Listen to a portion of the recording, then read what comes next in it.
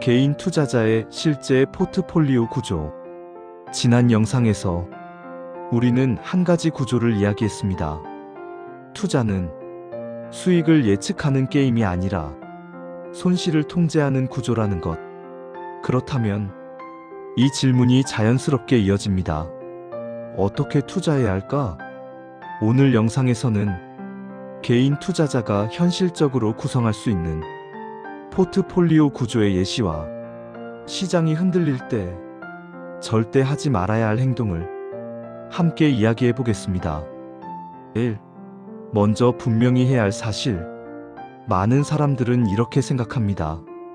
전문가라면 시장을 이길 수 있지 않을까? 하지만 통계는 전혀 다른 이야기를 합니다. 2. 전문가도 이기기 힘든 시장. S&P 다우존스의 SPIVA 리포트에 따르면 10년 이상 장기적으로 봤을 때 미국 액티브 펀드 매니저의 약 80%에서 90%는 시장 지수를 이기지 못했습니다. 기간이 길어질수록 이 비율은 더 높아집니다. 이 결과는 능력의 문제가 아니라 구조의 문제입니다. 3. 이 통계가 의미하는 것.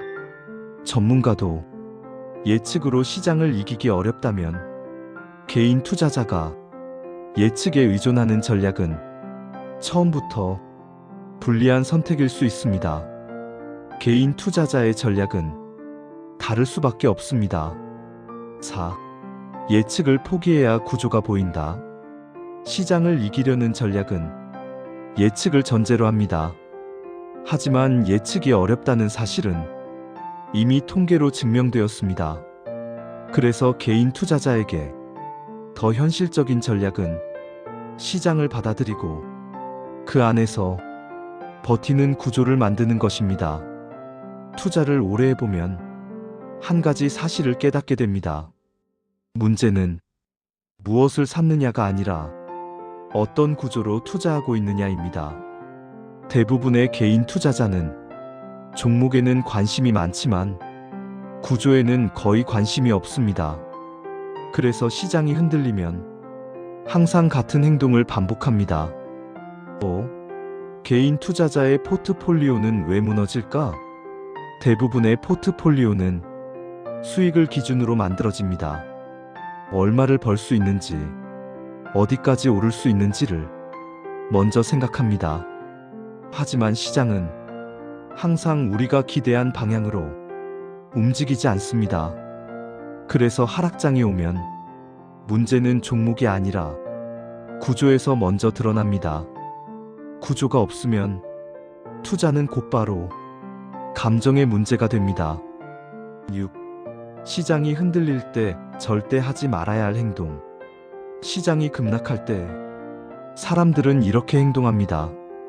계획을 즉흥적으로 바꾸고 포트폴리오를 급하게 재편하며 뉴스 하나에 확신을 바꿉니다.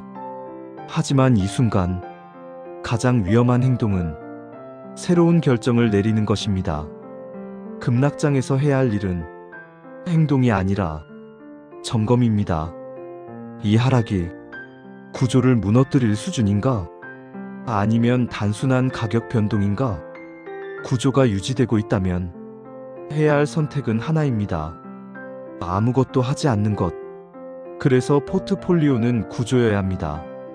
포트폴리오는 수익 설계도가 아닙니다. 감정을 통제하기 위한 구조입니다. 이 관점은 개인 투자자에게 특히 중요합니다.